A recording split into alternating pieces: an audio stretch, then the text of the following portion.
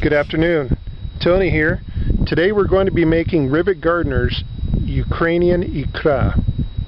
Go check it out. We're going to try it a little bit. It's almost ready.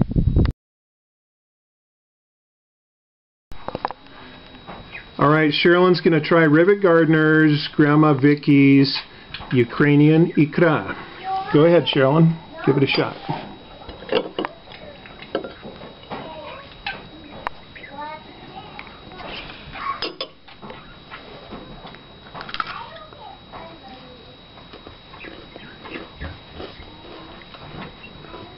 What do you think?